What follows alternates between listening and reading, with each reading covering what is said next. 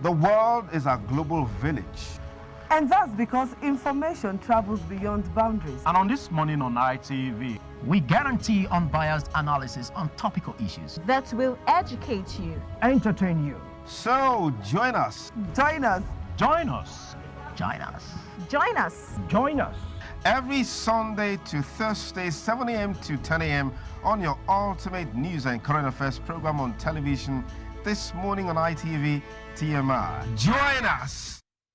Thank you for joining us. It's TMI Tuesday, and I'm Philip Omol-Gupon.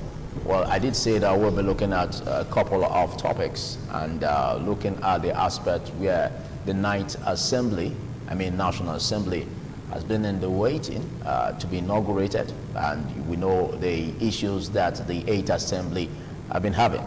But the background to this is to ensure that we have a harmonious relationship between the executive and the legislature.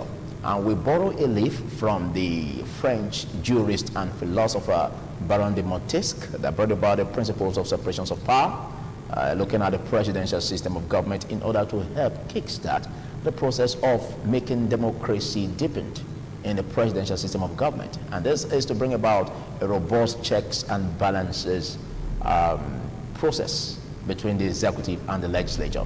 We dwell basically on that. And also we take a dive to the other topic, which will be on the $247.3 million the federal government is borrowing from the African Development Bank and of course from the French government. And all of this is for most part of it, about 90% of the component would be for rural electrification.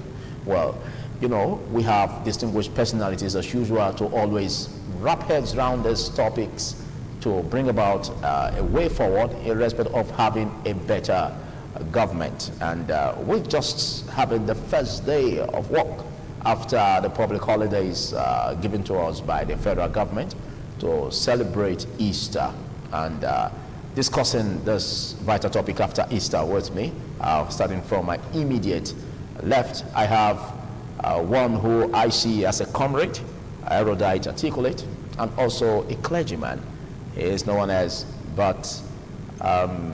Onomroba Salvation. Many thanks for coming, Onomroba. Good morning. Good morning, viewers. Sometimes it takes an Herculean task to pronounce your name. All right, next to him is the president of Association for Education and Development and of course African Director of African Emancipation Movement, Osagie God-Sent Erunse. Thank you for coming, Osagie. My pleasure. Good morning, viewers. Happy Easter. Yeah, well, looking at that, we just had the Easter break. Let's talk about Easter. Let me start with you, comrade, Salvation, Onomroba. We're done with Easter, but there's this spirit that we should have as Christians that we can see as taken away from Easter in order to be a part of us and make us forge ahead. What do you think that is? Well, I think Easter is all about, it's a message of sacrifice. Easter was a time when somebody sacrificed his life for the well-being of others. So I think the spirit of Easter for a nation like ours speaks to the citizens and the leadership, and that when you give, it is given back unto you. What do I mean? When you sacrifice, the world celebrates you. So I think the message of Easter is all about we being able to look at the well-being of others, not putting ourselves before others, but putting others before us. That's the summary of the message of Easter. And that's an exemplary life Christ really gave. Christ was a sacrifice to mankind, and irrespective of all the sins of mankind, he took it upon himself. But I remember some pages of the Bible, if I'm still current, the side you got sent, where Christ said, if there is the will of God, you can get me, I stand to be corrected anyway, though I'm sitting. But if it's the will of God, let this cup pass over, because he must have seen the volume of sacrifices going to give out. How do you tally that with Christ being man, 100% man and 100% God? Yeah. You just hit to the wall. You know, as divine as Christ was, he was still 100% man. You know, and at that point in time at Gethsemane, his human nature Spoke. spoke. After evaluating what is going to go Yes, through. after evaluating the gravity of what he went through, you wouldn't really appreciate what he did until you take time out to watch the Passion of the Christ. It is beyond what we're saying. It was really agonizing, and what made it more terrible is the fact that this is someone that was God, that had the right and the power to have averted such. Jesus was not under compulsion to have died. It was something he took up as an assignment. It wasn't under duress by God to say you must do this. He decided to become sin for the world. He volunteered that. At that point, just like when we see sometimes the weight and the trouble upon us, we are almost throwing in the towel. Because we have been overwhelmed. Because we have been overwhelmed. That was what happened to Jesus. He was being overwhelmed. Then later on, he was able to draw a balance and say, And I think at that point when he was being overwhelmed, God kept silent. God kept silent. Because that was a way of saying, this is not what we agreed. This is not what we agreed. Because at that point, God had to turn his back against it. Yes. Because the Bible said in the Old Testament, God is too holy to be holy. Okay. So when God saw Jesus, he saw sin. He saw your sin, my sin, and the sins of generation past and those. So probably God was overwhelmed? God was overwhelmed. The Bible says it pleased the Father to put him.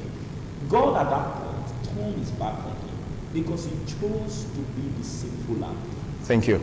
So Precisely, God said, thank you, Roba. Well, it's just, we're done with Easter break, but just to have some reflection of what Easter really means to us.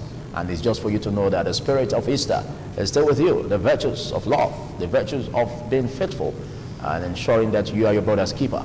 It's all about Easter. So don't let it die. Don't let the fire quench. Let it keep burning in you and radiate through you to others so that you can be an example. Well, we're going to be looking at the couple of topics that I did say we're going to be treating, which is on the National Assembly, the 9th figure that will be inaugurated in June. We had a great opportunity to have the presence of the custodian of the law, articulate erudite at that, and he is Chima Williams.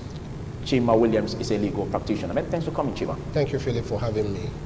If we are to go the road of Baron de Montesquieu in bringing about sanity, quality legislations, effective and robust governance, vis-a-vis the whole well-winged structure by the ruling party in Nigeria to have party supremacy in choosing leadership in the National Assembly, would you say that looking at that, Baron de Montesquieu's principle will be effective? Well, you see, when that theory of separation of power was propounded, it equally understood the limitations of separation of power, because where you have 100% independence without any of the arms, talking with the other, of course we'll have a breakdown. Okay? What Montesquieu had in mind was that there should be, to a very large extent, independence of the three arms, so that each will do its duties without fear or favor, without intimidation. And without doing interference. Yeah, from any of the other arms.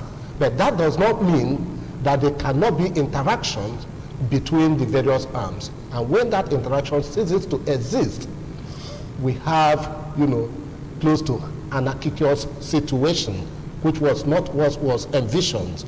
Now, bringing it down to the practice in Nigeria, I do not think that it is only in Nigeria this happens, but the degree of its, of these events, is what marks Nigeria as different, where a chairman of a party with 10 legislators, this is the person that must be. It doesn't happen. It's negotiation. Okay? Of course, party has party supremacy over, their members, because it's an assemblage of, it's supposed to be an assemblage of like minds, okay, that forms a political party. Now it is a different thing in the type of political parties that we have in Nigeria, because no political party in Nigeria as of today is an ideological party. That is why you see people moving, from one place to the other at will, without qualms. Okay, you made mention of the chairman of a party, for instance, trying to I control the yes. powers or who is going to lead in the National Assembly. Yes. Do you see that as by any means truncating or throwing clogs in the wheel of progress in ensuring separations of power for the legislature? Now, the chairman of a party, which arm of government does he belong to? He belongs to none. Because the party is not an arm of government.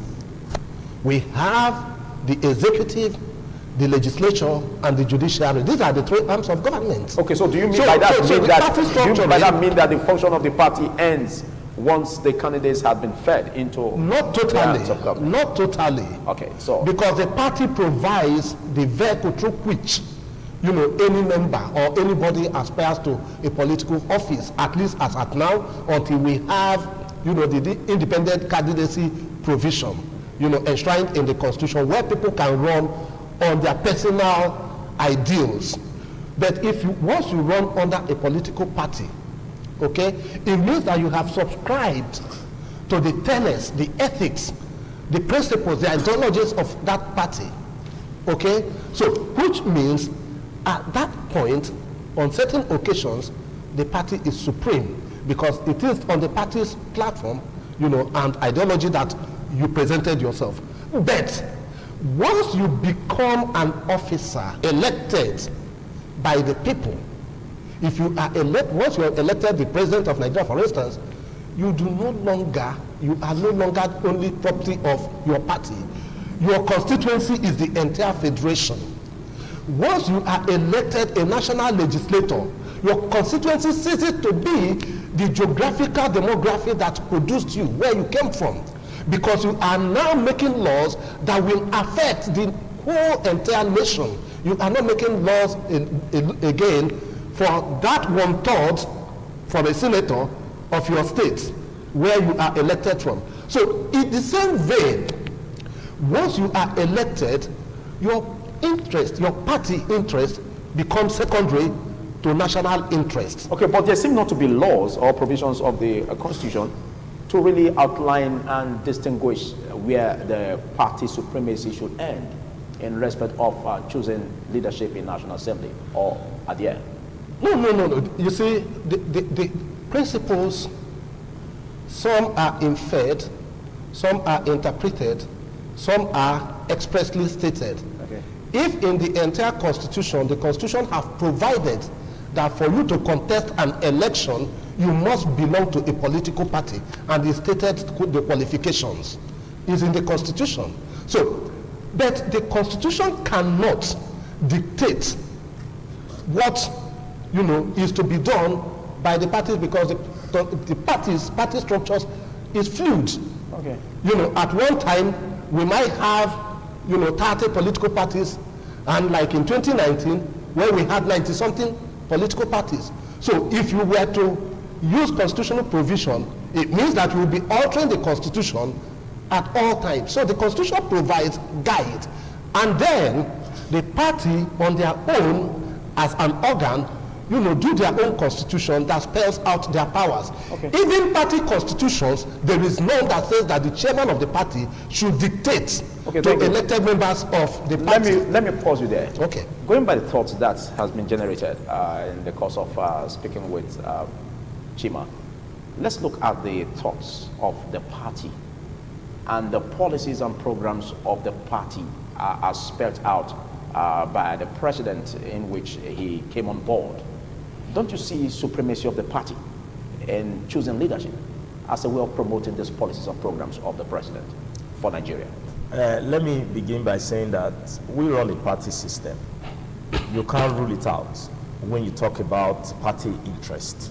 We can't rule it out. But generally speaking, the problem that we have always had with the Nigerian political class is this interest that does not have limits.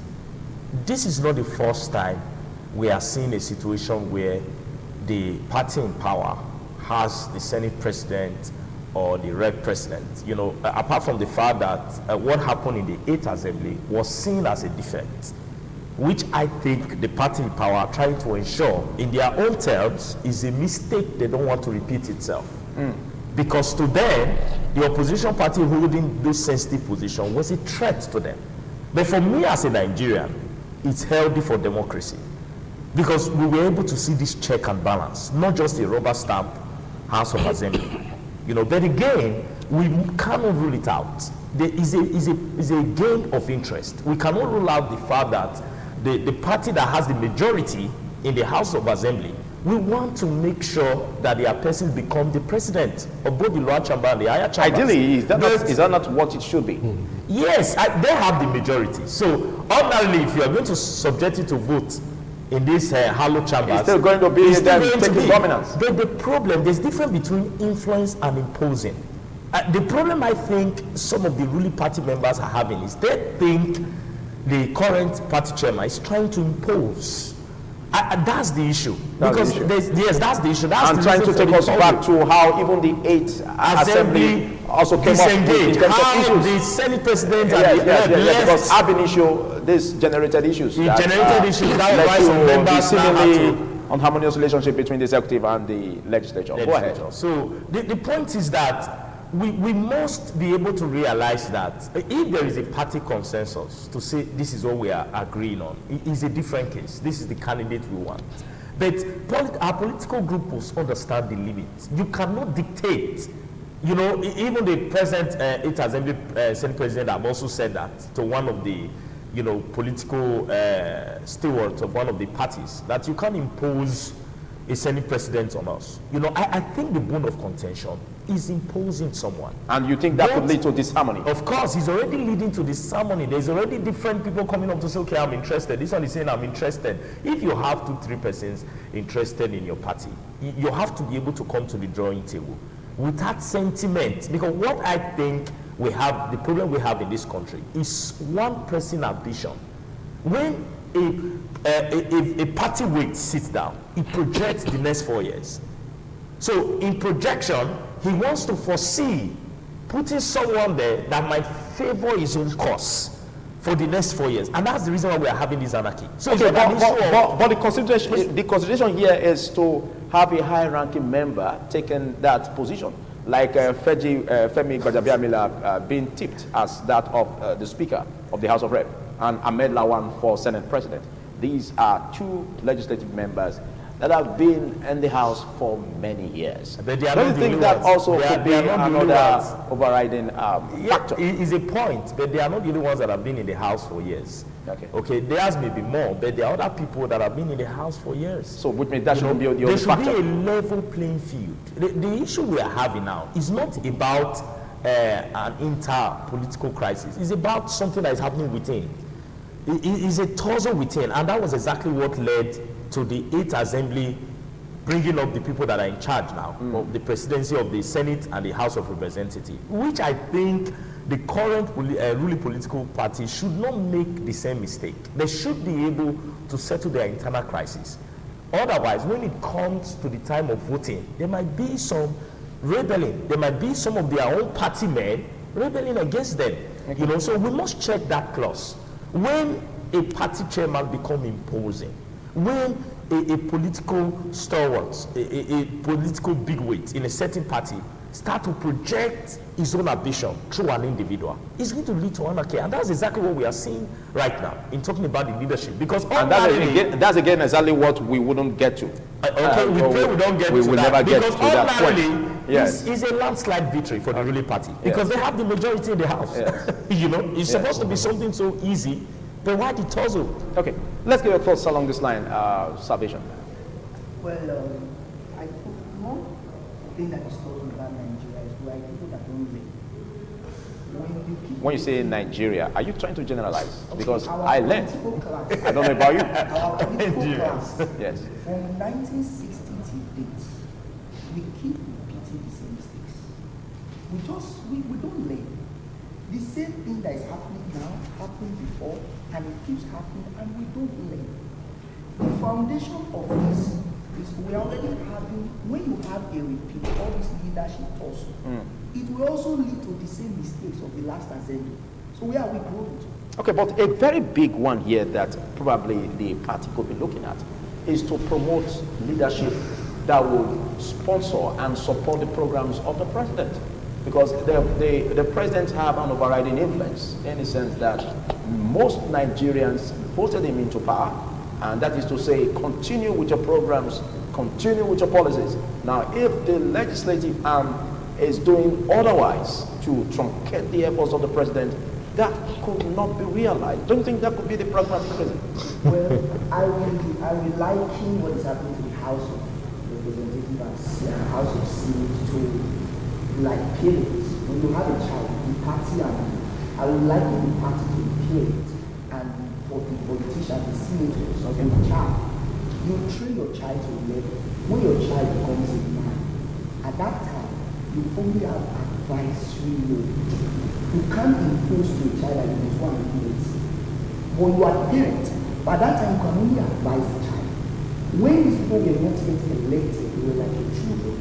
You stood in it, they had a platform, we understand. But now that they are senators, like we were talking about people that were living and belong to the house. Being long there is not a quantity for leadership. That you belong there, that you are meant to sell and that make you president. That they belong there doesn't mean, I believe that they should allow the Senate. What the party should guide against is any leadership that will be against the visions of the president. I understand that. Okay. But shouldn't every APC senator be in tune with the vision of the president? I think what the party should look at is the person coming out is, they already have the power. Because it's already a house divided against itself. You already have some of them saying that I will not step down within the party. And that is where the disunity in the house begins. Many times it leads to bad law, that leads to policies and many fights. At the end of the day, it's the people that suffer. Whatever you see like they are looking for leadership now, and when it comes to the end of the day, you now see them rejecting bills and all that, not just because they don't like people, they are trying to get back at someone. So I feel like allow the senators to make their choice. If the party has a choice candidate, it's fine. Campaign. Let the senators see your vision. Let them accept it. Nigerians, we need our leadership needs to learn democracy. I'm thinking that the military blood is too strong in us. All right, we'll come back there. Thank you. Thank you. Well, you are a lawyer, and if we are to bring this together, we look at quality legislations. There are provisions, there are laws that the legislature should bring up. And we look at that in form of the bills that goes through first reading, second and third, and then goes to the president for assent. Would you agree that the issues that the 8th Assembly is presently having, though turning to an end because they have to round off for the 9th Assembly, could be as a result of the seemingly disharmony between the executive and the legislature, so bringing about the president not giving assent to most of the bills? Well, you see, I will not totally place it there because Mr. President had not alluded to that, why he didn't sign those bills. So we will take it from what he has said. He gave technical reasons. Okay, yeah. Okay, so we take it up from that angle. Yes. But the point here is this. A house divided against itself, can it stand? The answer is no. Okay? And as Nigerians and as those that are interested, in the welfare and well-being of this nation, because without adequate laws to regulate, things develop every day, changes occur every day. Some laws have to be upgraded, just like the electoral law, electoral bill, okay, 2018, yeah, that still needs to be revisited by the 9th Assembly. Yes. Okay. So, but you see, how can we have this quality, seamless interaction between, the structures? Because definitely, when we talk about independence, there is no arm of government that is totally 100% independent from the other. But it is how you relate with the other. And, that is why in democracy or in civil rule, there are things that are called lobbying. Yes. Okay. Which is seen as a positive factor. Yes. Yeah. Okay. Yeah. You have to influence. Is that not exactly what the party is trying to do? No. No. It's imposing. Because if that is what the party is trying to do, and this is not just this present party, all the parties, since they are all guilty of it, okay? And the essence of this discourse is for those that may be listening to us, they should avoid this. Because we've seen that it is not healthy, it is not promoting progress, it is not promoting unity. Okay, so, yes, a party has the power, the right, the ability to say, this is the person that will stand for us. But in that, it is the way you do it. Okay? You interact. First and foremost, you should allow interest to be generated. Yeah. You know those that are interested. Yeah. Then you assess them without bias, because at the end of the day, they are members of one and the same party. Yeah. They sit in the party caucus to discuss issues, as it relates to the party and as it relates to governance. Therefore, you cannot say that one party man is better qualified than another party man to represent the party.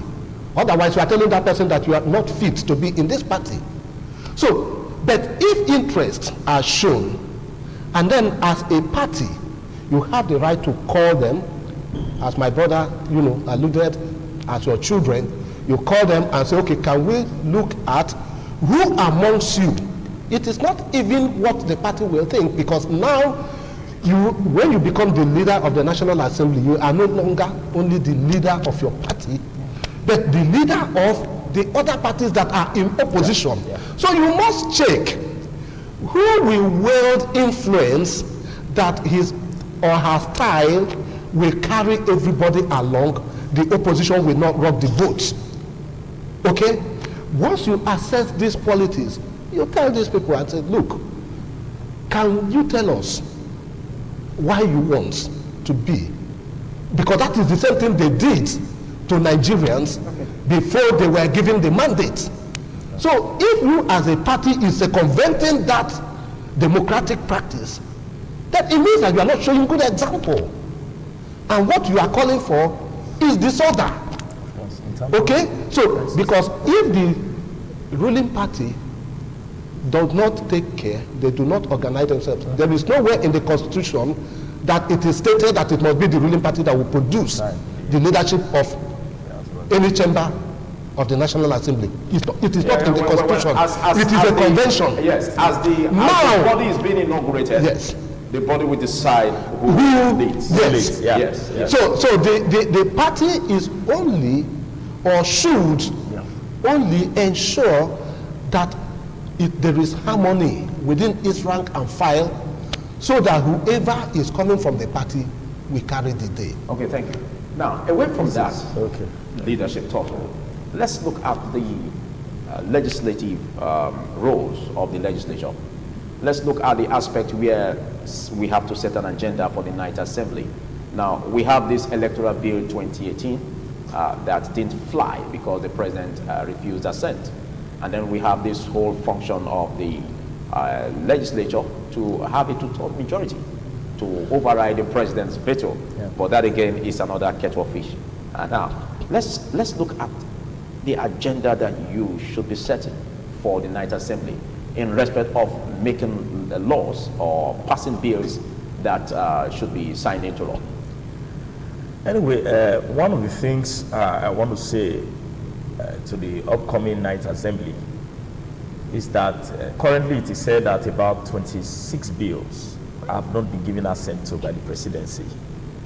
And some of those bills are for the interest of the nation. I expect the Night Assembly to look into this. That's the reason why we keep on talking about this leadership tussle.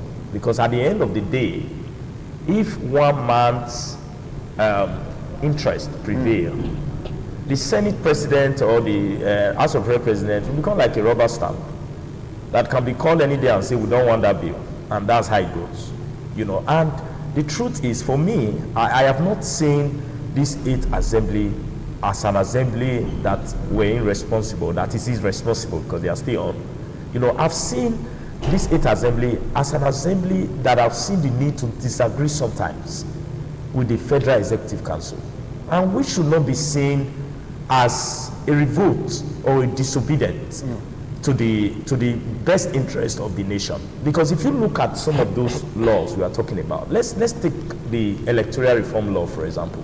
You know, up till now, for me as a person, you mean the electoral bill? The electoral bill. And for me as a person, it doesn't make sense why that bill have not been assented to till date. You know, although there's a promise, the president said he was going to do that. But this bill have gone to the president for assent about 4 times. It has been edicted, corrected. They have said, criticized the bill. Before the election, nothing happened. Now look at the recent one about returning the nation back to the fiscal year in terms of budgeting, ensuring that our budgeting goes within the where the budget estimates, the budget proposal should be submitted to the National Assembly 3 months to the end. 3 months to the end. Now, who benefit from those laws? Is it not the commoners? You know, so there are quite a number of those bills. Yes, there are technicalities involved that the president, while the president refused assent. But those technicalities should be looked at by the 9th Assembly. Yes, should be looked at, really. Yes. Even the 8th Assembly have also claimed that some of those technicalities that the presidency have looked at, they have also shifted ground. Especially with the electoral law, they have said they have shifted ground, you know, to look at it. Because the House of Assembly also have departments that goes into these issues, research them, look at the presidency side of the whole issue in each of these bills. You know, for me, like I said some weeks ago, I think we must mature to a point where our honorable members must do the needfuls if need be, like overriding the president about some bills that are critical and are for the benefit of the ordinary Nigerians. Then, going away from that, I also want to say that the 9th Assembly should look at our debt profile. You know, for me, it is no longer enticing to say Nigeria is going to borrow loan. Severally, just last year, there was a lot of, you know, veteran in the economics field that came out to warn the nation and said our debt profile is becoming very alarming. Even the House of Assembly also raised an alarm, you know, particularly the upper chambers, and said the debt profile is becoming too alarming. And what we still keep on seeing is a Federal Executive Council that keep on giving us reasons why they have to borrow. We are not saying that nations will not have to borrow from the capital market or whatever, but we are trying to say that don't we have a limit to what we do in this country? That's always my problem when it comes to our politicians. It seems like we have no boundaries. Everything is politicized. If you talk against the leadership of the day, you are in trouble, you are victimized. That is my problem. It's not about a nation interest any longer. It's about a party interest. So one of the things I want our 9th Assembly to look at, if there's a way they can regulate this borrowing thing, because at the end of the day, when it comes to capital expenditures, our Federal Executive Council try to whip out sentiment and say we have to borrow for infrastructure. We are not hearing borrow for recurrent expenditures because there is always sufficient money to sponsor recurrent expenditures. But when it comes to those things that affect the commoners, they only see reason to borrow. And the big bone of contention is what we have been borrowing for over the years is not reflecting in the life of the ordinary Nigerians. Okay. You know, it's another agenda that I think the 9th Assembly should critically look at. Okay, thank you. Comrade Onomroba, let's look at your thoughts in terms of what the National Assembly, the 9th figure, should be looking at. Because some also said that there has been this demand from Nigerians for security votes to be reduced even by 60%. Do you see that as what will fly for the 9th Assembly? My number one request for the 9th Assembly is for them to look at their salary structure. Yeah.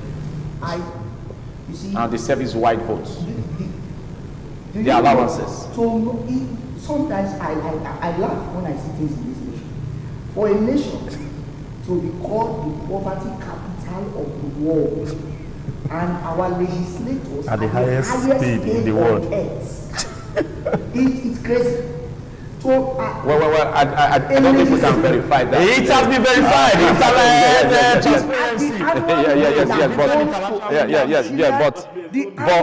But we can't say on earth. I think we are restricted.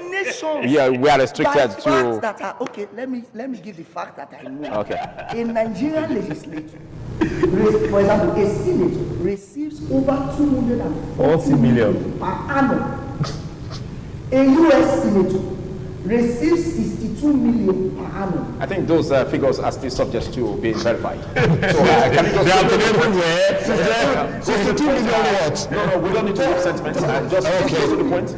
Go to the point. You need the salaries, the service-wide votes to be reviewed.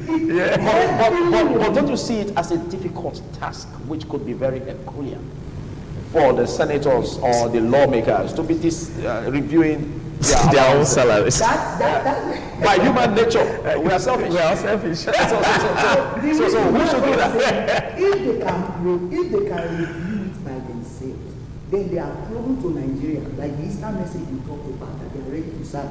To sacrifice. The proof for them to show us that they are coming to save us is the most facing. When the average Nigerian worker is just even now, it was under debate, or before they made our salary structure 30, before our minimum wage became 30,000, it was under debate.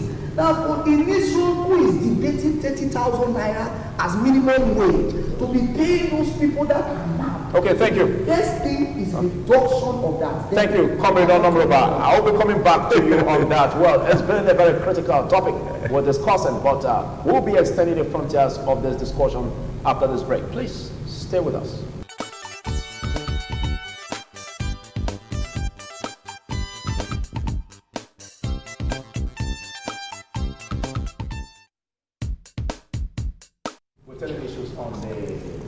Assembly as they inaugurate, they'll be inaugurated in June to a close end. But quickly, let's join Chima. Let's get your viewpoints in respect of the agenda or what issues you think the National Assembly should be looking at. Just like Comrade Honorable said, that they should review their allowances, white votes. I think that could also include security votes of the president and governors. And now, what is your agenda? Well, for the 9th Assembly, there are a number of bills that are already lying there. Begging for the president's attention. Yeah, of course, we know, the rules. Once these bills are not assented to, and it is carried over to the next legislative life, work has to be done on it again. And more money has to be spent. And in this, I will just, enjoying the 9th Assembly, can we look at some of the problems that made these bills, to become problematic itself, that the president refused to assent to them. One of such is that there are some bills, even though well-intentioned, by the time it is coming, it seems as if it is targeted at somebody. We must do the right things at the right time. There are bills that have been in the National Assembly from 1999 till now. Some have been there for like 8, 12, 10 years going. The Constitutional Amendment Bill should be looked into. The Petroleum Industries Bill is lying there. Yes. That is a money earner for this country, and we are borrowing money when we are wasting the resources we have. But all powers are not zeroed on the president, like the legislative powers, again, where they can override the president's veto. But that seems not to be coming. What do you think? Because if we must have a robust democracy, we must have these principles of powers, separation of powers. Baron de Montesquieu even advocated that there can be an override of the president's veto. Yes. But that seems not to pull through. It is in our constitution. Yes. Okay? The conditions for an override is there. Okay? But you see, where there is no harmony, they you can hardly actualize achieve that. There are a lot of things, me and you as citizens of this country, okay, are the only ones that can impeach a legislator. Because legislators are non-impeachable. So we can only impeach them through the power of recall. No. I'm looking at the aspect where the president's refusal assent. No, I am coming. Yes. I am coming. I am telling you that there are a lot of powers that lies within, the legislature and outside of the legislature for Nigerians, because the legislators, the president, and whoever, we are all Nigerians, first and foremost, okay? And our interest is for the good of the country. Yes. So why can't the legislator even think about overriding Mr. President? Because they know they cannot muster the requirements to do that. So why waste efforts? So, and you know, when Montesquieu propounded this theory, you know, certain things were in the thoughts. For instance, we've had a situation in this country where the executive at the presidency level belonged to one party. The legislator had majority from a different party. This is where you have, you know, a sort of strong balance, as we see in other climes.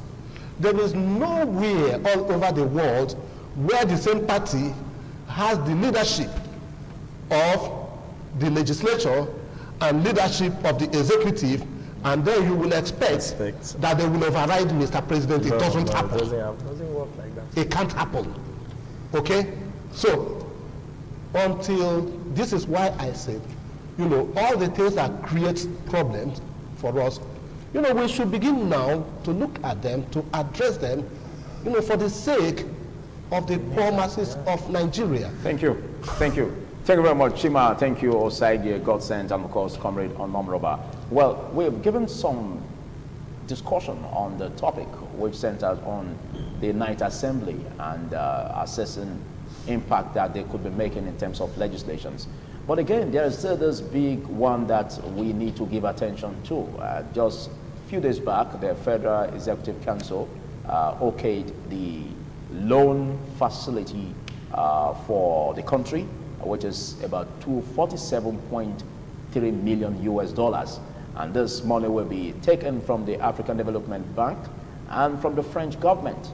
And the purpose of this is to ensure that rural electrification is given attention, and then a minute part of it, about $20 million US of it, will be ensured that the bus corridors transport system in Lagos State also be given attention.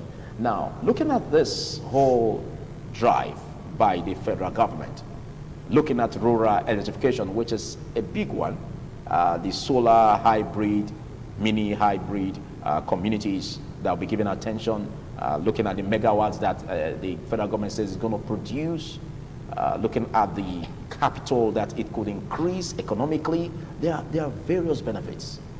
Don't you think this is laudable to do? Well, I am 200% confident that this borrowing will work. Okay. That the power will show up. Okay. Because the administration that is borrowing money for power was the administration that brought the slogan, "Where is the power?" for Obasanjo. You know, when Obasanjo used money, whatever, I believe our president used the word, where is the power? So I believe that kind of administration that was able to tell another administration, where is the power? Now that they borrowed for power, we are going to see the power. But I just want them to understand that Nigerians, we are going to be watchful. We are going to be looking at it. And it's always laudable, the borrowing, but what Nigerians really need is that, let's see it. Power is a major problem. So if you are doing that, if the advantages are there, but my own is the government should do everything possible. You know, we've always said this in the story, that we should also build capacities for solar system in Nigeria. And that basically is taking the lead in this project. The projects are always nice. In Nigeria, we know how to see the things that are nice. Our prayer and what we desire is that we see it on ground, not on papers. We don't want to see on paper that you want to do. So what I am advising the government is, when you are borrowing this money, there should be supervision. Yes. They should look through how the money is used. Everybody should be accountable. And that's also the responsibility of the legislature for oversight functions. Yes. To monitor projects. The accountability to the last dime. So that at the end of the day, Nigerians are not asking this government also, where is the power? Okay, we don't like that question. Thank you. Second consent. What do you think about this? For me, I know you are against borrowing. Personally, Are you against borrowing? I am not really against borrowing. Okay. I am against senseless and unproductive borrowing. But this for rural electrification, which is the project is always such that draws sentiment and emotions. This is not the first time we are having good reasons why the federal government should borrow. But let's go back memory lane. Now anybody that hears rural electrification says, oh, that's laudable, that's for the people. It has always been like that. We borrowed for security. Today are we better off in terms of security? We had educational intervention fund. Today, Nigeria has the worst case scenario in the world. Over today are we better off in million. terms of security? We don't have any community that has not been liberated. In the Northeast, we had issues there. Let's not go into that. They taking captive of communities, capturing communities. But that has been liberated. So will you say that is not an achievement? How many have been liberated of such? And how do you know currently we still have a lot of those people in IDP in our camps? But no territory is under any terrorist attack. See, we are yet to. At least they don't have their flag in our communities. The report has it that security state in Nigeria today is even worse off than it has ever been. Apart from the Boko Haram, holistically looking at security nationwide, in terms of kidnapping and just like you said, a report. But we want to know what that report is. That is the reason why I'm saying that it's another. That's the reason I'm saying that. When you say the Nigerian army have taken and liberated all the local governments, how authentic is that? How authentic is that? When some persons are still saying that Boko Haram is still having a field day, even in some of these so-called local governments. So we are yet to validate that. Okay, because that's a recent news. But my point is that we are still battling with security issues. Even the last elections, it was obvious that we are yet to really redefine our security issues. Last time I was asking, what about a lot of Nigerians were calling for the security arm of this nation to be probed into, because they were still complaining of ammunition, yet, apart from this government, successive governments have borrowed and borrowed and borrowed for the purpose of security of lives. And when they say we want to borrow to secure lives, it whip up sentiment. For me, the project with which the Nigerian government always fronts is just to whip up sentiment. The same thing is happening in the educational sector. The educational sector today, we have the worst case scenario in the world, which the federal government have accepted. Okay, but a component of that will be given to Lagos State, where they will also look at the bus corridors, the channels of transport system in Lagos, Mile 2, and other areas will be given attention. Looking at Lagos, looking at how it is planned, and the whole essence of when you drop money there, you see it being effectively managed. Don't you see this as a plus? Because we have a history. We have a history of Lagos State. You are only trying to be economical with the truth. I am trying to look at other reasons why we have borrowed in the past and what has come out of it. When the Gates said maternal mortality rate in Nigeria was in a terrible state, the federal government lashed him and said he doesn't know what he's saying. But today we are seeing it. Okay. It's not an issue. Yet we have had health intervention fund. My point is this. What is number one? I don't know if you are also aware, Phil, that some time ago in this nation, just last year precisely, a lot of the economists came up and warned against Nigeria high debt profile. Okay, what's your advice? Can you project the way forward? Sir, because the loan is already when it was election, we didn't borrow. There was a lot of money to spend. What do you advise the government in respect of spending it judiciously? What I want to advise the government is that, number one, there should be accountability in terms of spending of this loan. And beside that, our government must begin to think that the only way to move a nation is not always running to the international world to borrow and borrow. I want to borrow what the Ghana president told the France president just some few months ago. It's good we have aid and support from your countries and world power countries, but we want to be free. And it's also possible that because we all have roots It's also possible because this project is going to call across states. You are emphasizing It's also the possible. project. It's also possible that your village could be benefiting from this project. Thank you. You said it's also possible, which is also not possible. At the end of the day, you may see that my village will not even be listed, nor so many other villages. What I'm trying to say is that we have been borrowing and borrowing and borrowing. Experts have come to warn this government. The upper chamber of the House of Representatives, the House of Senate warned this government. Nigeria debt profile is becoming too high. And the painful part of it is what we keep on borrowing for. We don't see the effect. Okay, thank you. That's the painful. Let's hope that this one is going to be different. But for me, the whole concept of whipping on sentiment in the name of bringing out laudable projects can no longer deceive Nigerians like me. We must be able to redefine and check. I want this House of Assembly to check the federal government executives on borrowing and borrowing and borrowing, because it's affecting our future. Okay. And it's going to at the long run, it's going to affect our economy. And currently, other states are taking suit. Research has it that about 18 states of this country, have borrowed above their statutory revenue. Over 2 million, their statutory revenue, they are borrowed above it, 18 states in the country. Now, every day we are plugged into debt. Some of these debt to take 40, 50, and what have you years to come out of it. And we are always whipping up sentiment in the name of capital projects. And irrespective of the fact that we are still subsidizing fuel. We don't borrow for the current project. Let's forget about that. There is always money to fund the excesses of the politicians. I was thinking you would look at that angle. Because it's one thing to borrow, it's another to still subsidize fuel. Yes. Which is taking a huge chunk, like what IMF advised the federal government on. The subsidy for fuel has been on. Chima Williams, I want you to take it from that. That should not be a credence for Nigeria always going to the capital market to look for money to borrow. Thank you. All right. Thank you, Philip. You see, for me, Nigeria has no business borrowing money from anybody. Irrespective of the laudable projects. Now, I am saying, I am not, now the project is a laudable one, okay?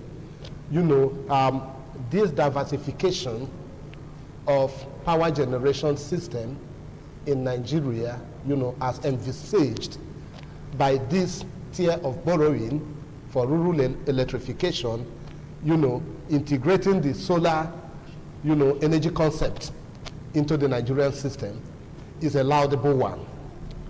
But the issue is this: must we borrow? We have more than enough. But the economists will tell you that there's no problem borrowing as long as there is a detailed plan on paying back. Philip, and if what is borrowed for is a viable project. So don't you see electricity as a viable project? Because we look at industries, we look at small and medium-scale enterprises that will be lifted as a result of that project. Philip, are you undermining that? Are you discussing or are you moderating on this topic now?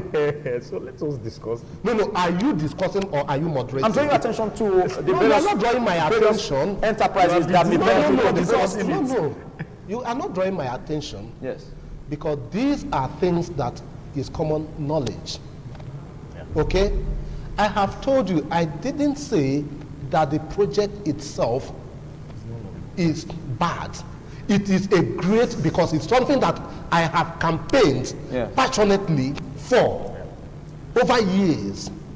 Okay? So if this diversification is happening, it means that I am happy that the government is listening. Yes.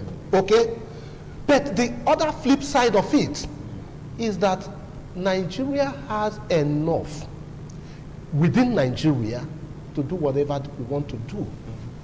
I think you should have asked me how. Yes, where is the money coming from? Okay?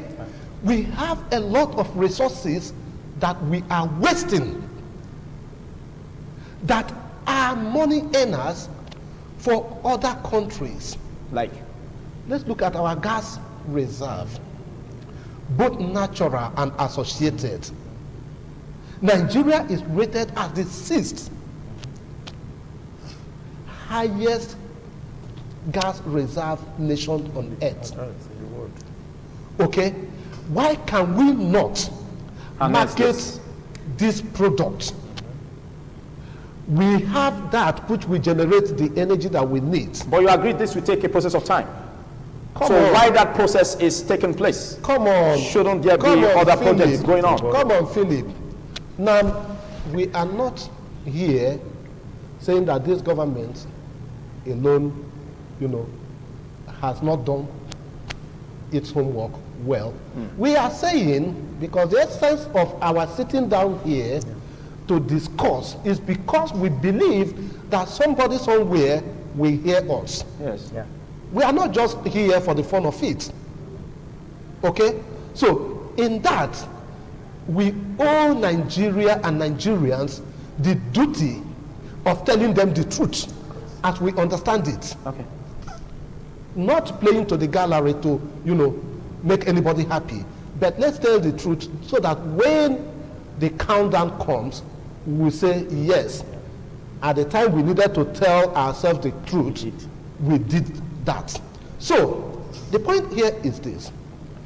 Nigeria is still engaging in gas flaring. For instance, when major oil producing countries, other major oil producing countries, are not continuing with that practice. They have, because there is technology everywhere at different levels. I think legislation should also be made robust in that direction. Sure. But whether we have legislation or not, okay, our understanding of concepts and issues and the way we creatively think about using them makes a whole world of difference. Okay, thank you. Everything cannot be legislated upon, and of course, I'm coming back to you. And of course, on the issue of gas flaring, you know that there's been efforts to end it. But this government, I can equally tell you this. I can equally tell you this because I am a player in this sector. Okay, an active one for that. Okay. Now I can tell you that within this present democratic experience, this government has done more than any other government in terms of looking at this issue. Okay, thank you. So now they say a lot of sectors rely on the power sector. Like for youths who have initiatives to bring about businesses and they grow it, they need electricity supply to do that. Now that cannot be overemphasized. Looking at this project, I want you to give it a lift in terms of what will come to the small and medium scale enterprises, because the project is earmarking about 20,000 small and medium scale enterprises that will benefit from this solar hybrid for rural communities. Presently, except we change the structure and the way things have been in Nigeria, there is no money that we borrow that will work. Before we borrow, it's just like you have leakages in a place and you keep adding water. Anything you add is going to leak out. So not until those holes are blocked. We must block the leakages. If not, what will be happening? We will just be incurring debt for our future generation. Otherwise, they are laudable projects. They are laudable projects, but the leakages are too much. Thank you. I think that's your final statement. So I'm asking the federal government first that your project, your vision is fine, but the leakages are too much. So like this money that has been borrowed now, there are people sitting in offices who are smiling that the thing has been borrowed. So let's block. But this is an administration that is vehemently against corruption. Don't you think that is enough to scare such minds from stealing from this? And we've noticed that most of the corrupt people that they catch have always been people that are against the present administration. That's what I don't know by what we do. Thank you. Let me round up with this. Fashola said any serious government in 6 months should solve the power problem of Nigeria. We have a power problem. Why it is laudable to borrow money for rural electrification? Has the power problem been solved? That is my question for this government. We still have a huge challenge confronting the power sector. We are borrowing to create or to give electricity to rural area which they may never see. Like those of us in the urban city are not even seeing the light today. But I don't want you to be pessimistic in this. No, I'm not being pessimistic. I'm being realistic. I'm being realistic. No, I'm being realistic. The issue is if it is possible, if there's a way the current House of Assembly can stop the federal government, I would buy into that. They should stop them from borrowing. If we want to perish, let's perish. Let's generate our money. Let's live our own life. We have enough money in this country. Thank you. During the election, we didn't borrow. There was enough money in this country. Thank so you. Your final statement. We are only whipping up sentiment. Thank you, sir. You've been electrification project. Yeah. Your final statement, please, in 10 seconds. Yeah, thank you very much.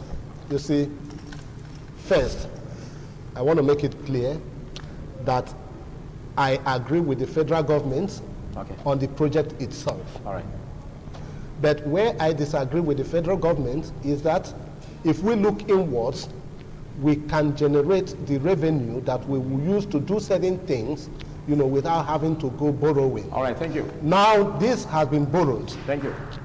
Let's put it in good use. Thank you, Chima, thank you, Sage, thank you, Salvation. Well, this has been very, very critical. You agree with me that it got to a point where I was almost shifting ground. Well, this we will call it a wrap on the discussion segment.